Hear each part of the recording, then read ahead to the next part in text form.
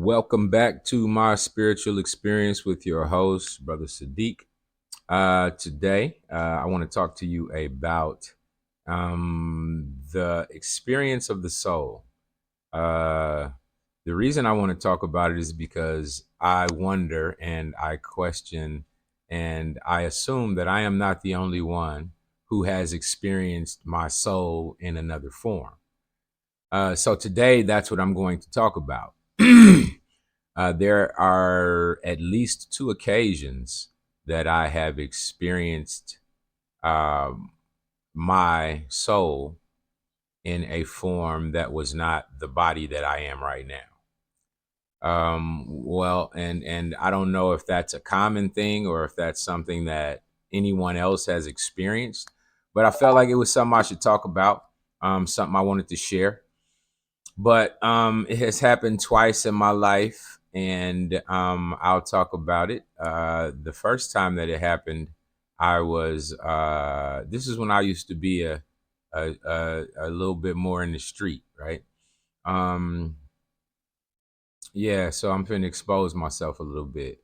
Back in the day, I used to make moves on some greenery, with the herbs. So I used to travel the country and do things with marijuana, right? So one time I got caught and I was arrested. So when I was arrested, I was in Texas, Amarillo, Texas. Yeah, so when I was arrested, I of course went to jail. I spent 3 days in jail, and during that time, my ex-wife was at home trying to figure out how to get me back home. And so this is a story about a time I had cheated, and her finding out about me cheating while I was incarcerated, and her having the power to, of course, say, "Oh, you locked up, and you've been a bad boy, so I'm gonna leave you in there." Having that option or not, but either way, that's not really the topic of the story. The point being, I was incarcerated, and when I got out, it was a 3-day stay in a jail in Amarillo, Texas. And when I got out, because of the experience I had in jail, which was her finding out about me cheating while I was in jail, and me having to clear all of that up and fix myself inside. You wrong, you corrupt. That's a wrong thing to have done. I was out of line, and so all of that sent me into a process. This when I was about maybe 31, 32 years old. Anyway, it sent me into a deepening process of my own spiritual experience, of my own spiritual life, because I had to come clean. I had to confess that I was wrong. I had to apologize. I had to attempt to make amends. I had to do everything that I thought was necessary to correct what I had wrong, to fix the broken heart, to solve the problem, and be the better man. And so all of these things sent me into a process. And so on that day of getting out of jail in Amarillo, I got on a bus to Bloomington. I got a bus ticket back to Bloomington, Indiana. And the Greyhound, it was a 24-hour bus ride with about three layovers, couple hour layovers. One of them was probably 45 minutes, but I think the other ones were more than an hour. Anyway, on this trip home on this bus ride, it was very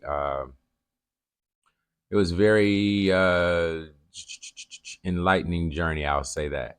I met several interesting souls on this journey, and the conversations that we had about, I met a young cat from New York City who, when we were, I think, in St. Louis, he showed me a bridge that he used to live under, and me and him hung out and we talked and met some two young white cats, and we hung out in Oklahoma for a minute. And then there was, I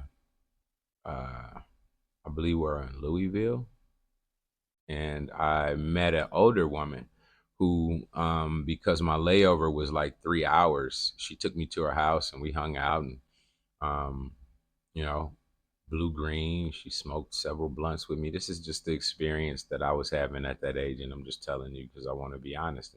So we had our house, and after probably 2 hours, 2.5 hours, we went back to the bus stop, and I was at the bus stop waiting to get on the bus, and finally I got on the bus and I made it home. And when I got home, I had to have this conversation with my wife and explain to her where I was wrong, how I knew I was wrong, how I was sorry, wanted to apologize and fixed everything. And so that was the efforts, there were tears, there was praying, there was crying, there was, hugging and ultimately, the making up and sitting in the bed after the making up.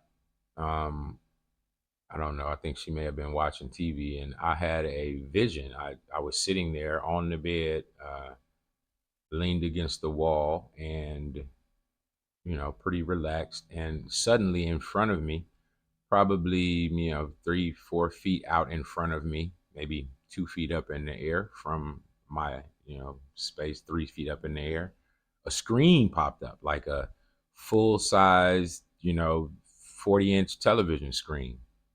But of course, there was no television. It was just like a screen popped up in front of my vision. And I look over to her to see that she see this, because it's this is the most craziest thing. It's like amazing, right? So this screen pops up in front of me, and I look over, and she just like watching her show or whatever. It obviously is not something she's seen.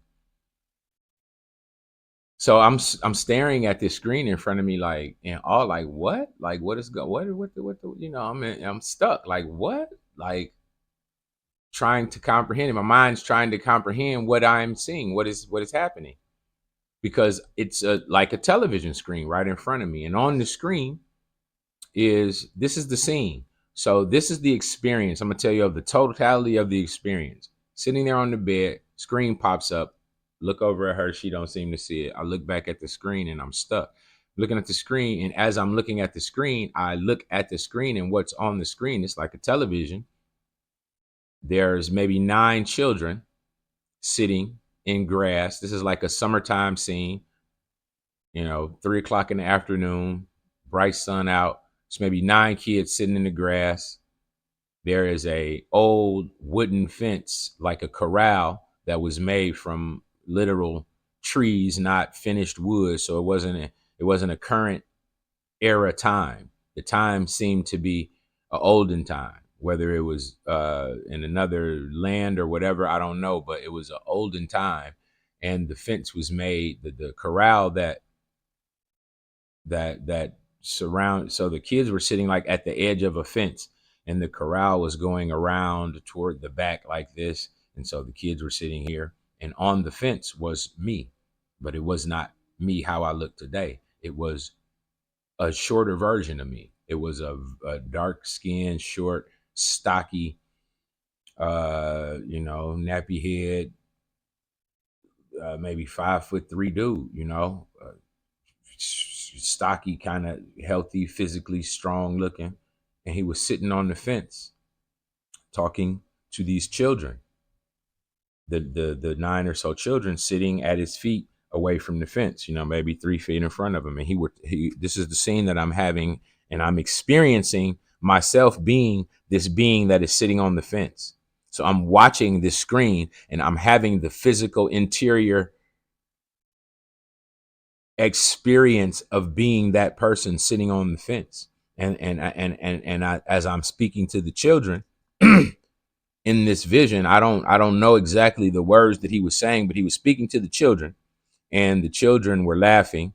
And the energy that I got from the scene, because I didn't actually hear the words that he was saying, the energy that I got from the scene was that he was teaching the children some deep truths in a story that made them laugh, but it would be something they would remember because of the way the story was told. So it seemed to me he was just maybe the community or neighborhood or whatever local storyteller community, and he was talking to the kids in the community, and they were laughing and they were learning. And I experienced myself physically being someone other than who I am right now.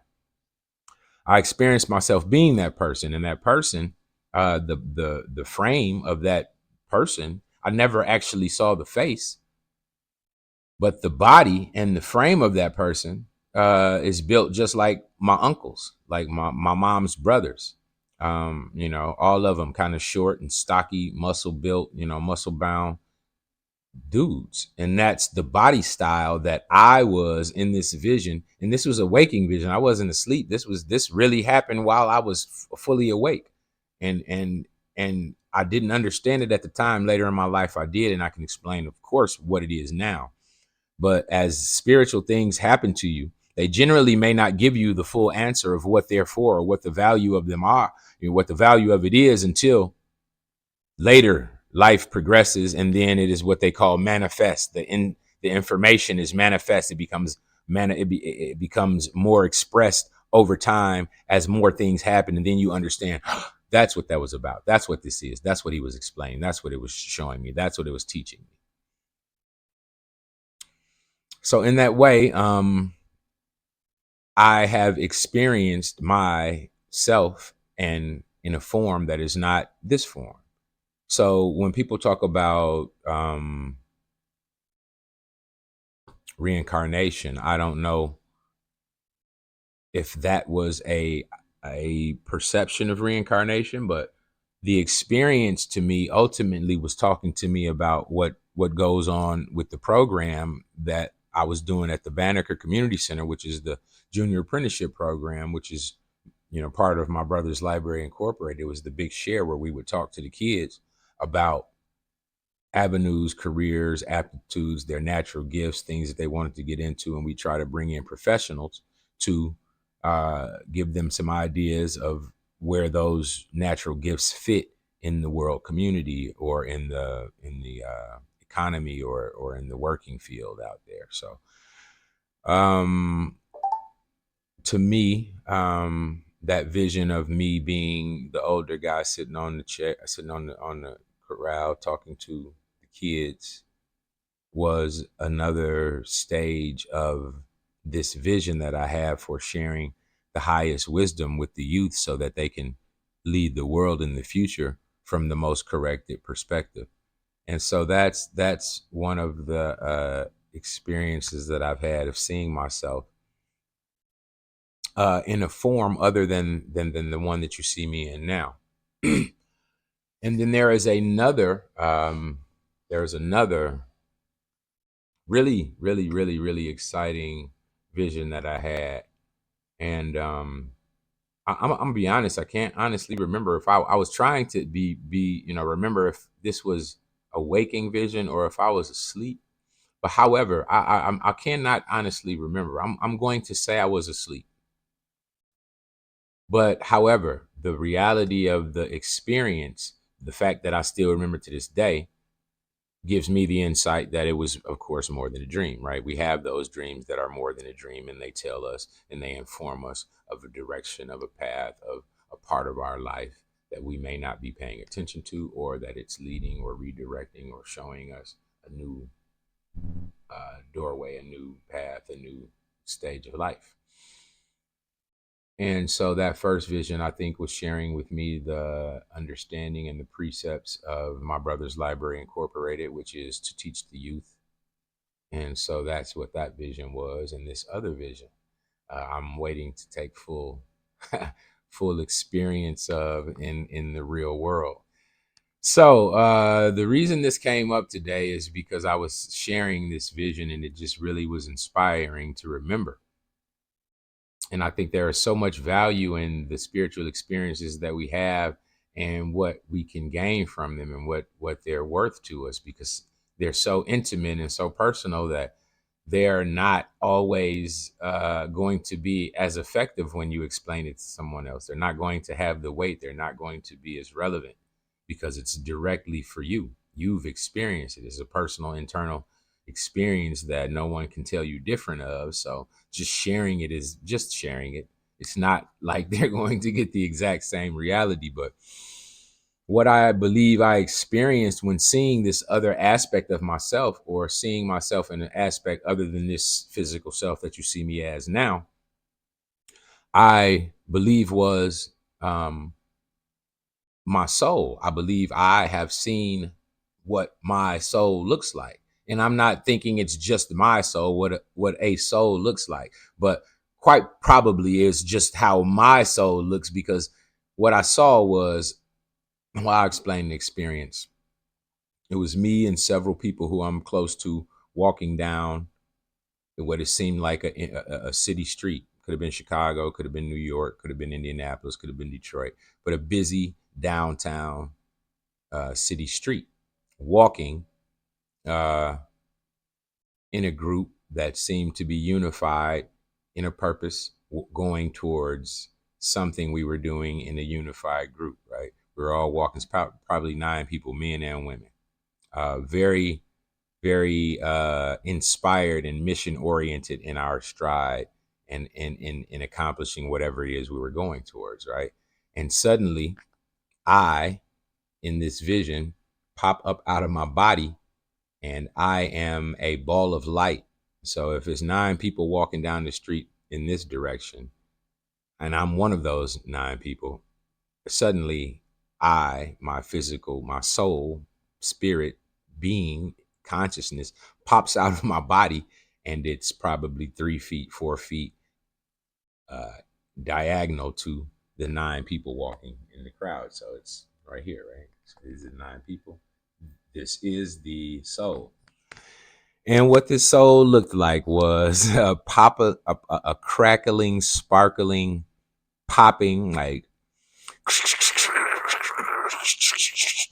the sound of jumping jacks, but a continuous buzzing and cracking and popping and snapping, and like electricity.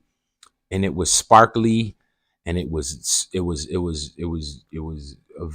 various colors. It was blue and red and green and purple and white, and it was a contained ball in a space, but it had no outline. It was like if it was a perfect ball, then the sparkling, popping, crackling light explosions were outside of the very edge of the ball. So you could never see an edged outline, but it was a popping, crackling, snapping.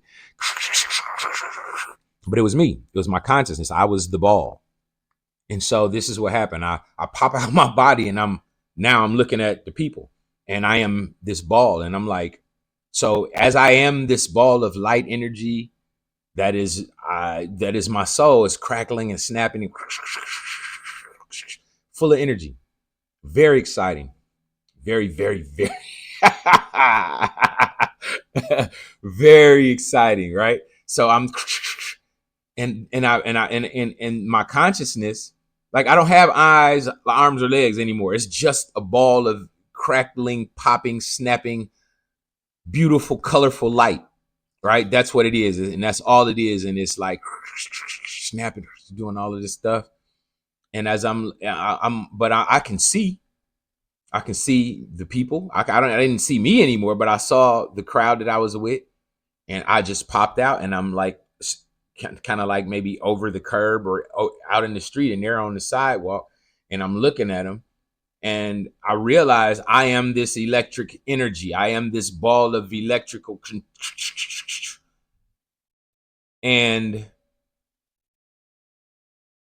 it's almost like my eyes. I don't have eyes, but I'm saying it's almost like my eyes. Like, first, it was the what it was the what the, it was the what the F factor. It was the what the it was literally. I think I said it several times. What the fuck? Like, what the fuck? Like, this is what the. And then suddenly, it was like I moved my eyes, and I moved, right? And I didn't have eyes. So it was like my consciousness, I guess, right? I moved my consciousness, and I moved. I'm talking about I moved super fast, right? To like, whoa, like to the over there, right? So now I'm in myself, because this is me. This is my being. And it's like, what? Like, huh? Like, the shock and awe of, whoo, like, of moving like a laser, right? At light speed, woo, right? Whoa. So I'm realizing that, and then I consciously go the other way, woo, back the other way, right? Woo. So I'm like realizing that I'm doing this, that I'm consciously, that wherever I think to go, woo, woo, right? I'm shooting there. I'm zoom super fast, super fast, super fast, super fast. And so I do it. That's probably 6 or 7 or 8 times that I do it. Woo! And I'm talking about I'm going like UFO speeds, right? Way up in the air, way high. And I realize I'm not afraid of heights, right? Because I'm afraid of heights in this world, right? In this life. I'm realizing I'm not even afraid of the heights, that I'm way up here. I'm shooting through space. I'm talking about flying and dipping and real fast, right? So it's like crazy speed. And I realize, wow, that's me, right? Anytime I move my consciousness, that's what's happening, right? Wherever I move my consciousness to, I go there. And this is like people who say they have near-death experiences and out-of-body experience. They say you move at the speed of thought. You don't move at the speed of light. You move at the speed of thought. So as fast as you think that somewhere you want to go or be, you're there. But I was, excuse me, pardon me, let me have a drink. I was actually experiencing the pace and the rate of speed of travel from at thought speed. It could have been light speed, but it seems like thought speed. It was so fast, right? It was so fast, but I wasn't just going from here and blinking and being there. I was traveling at these extremely exhilarating speeds fearlessly. Like, I'm not gonna run into nothing. I'm not falling down. I'm not going too high. I can't hurt myself. I had that experience, and that was, like I said, I was doing this speeding through the downtown cities like a Superman. Like, all right, like Superman. I didn't have a form. I was just this. I had a form. I didn't have a human form. I had the form of light and color and crackling sound, popping and crackling sound, and I was moving super fast. And that is the first thing I noticed, that instantly I was moving at the speed of thought.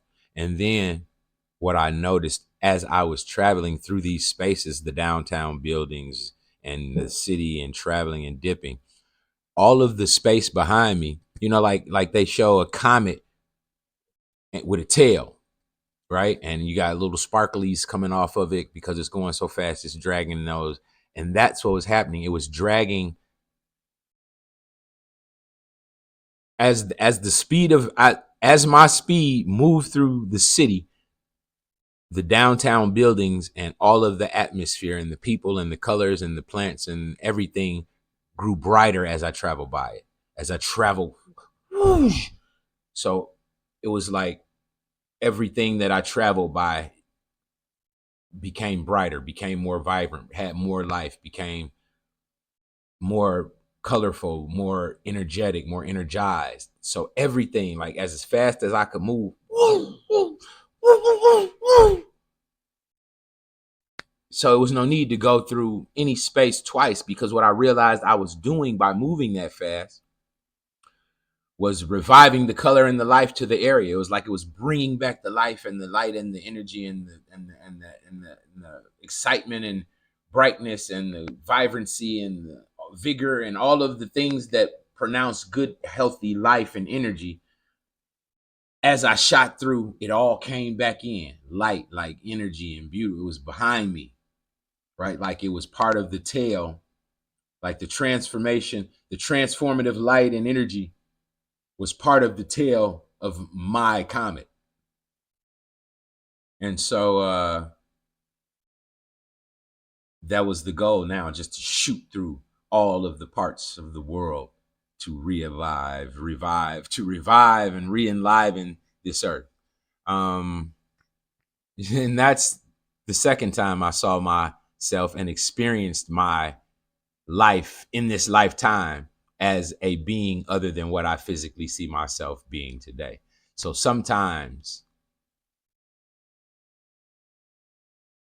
I'd like um sometimes I'd like to be able to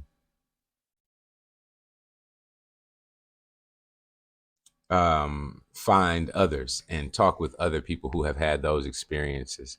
And like, I mean, I've heard people talk about them. You know, I was Joan of Arc, I was Alexander the Great, I was King Tut, I was Pharaoh, I was Tahuti. I've heard these things, and I don't know that I don't believe them to be true. But I just wanted to share mine. This is the experience that I had. I had experience of what I believe was literally my soul. You know, this light ball of light. You know, it's probably about the size of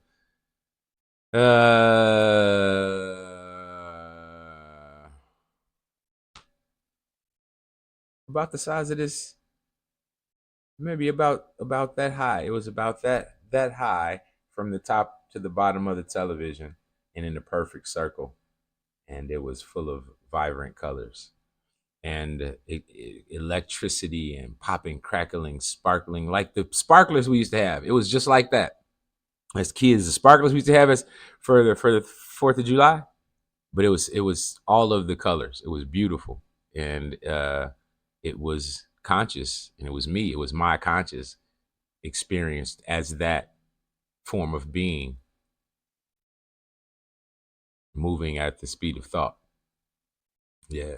And so I just wanted to share that. I thought it was necessary, and I think it's a good thing to talk about because it lets you know that the humdrum muck that we live in this world in these times is not the reality of all, and that we have opportunity for experience far outside of the humdrum everyday rigmarole of our matrixed out ass life. So one love, fam, and I won't hold you any longer. I just want to share that today. And I will see you soon. As I say always, all roads lead to spirit.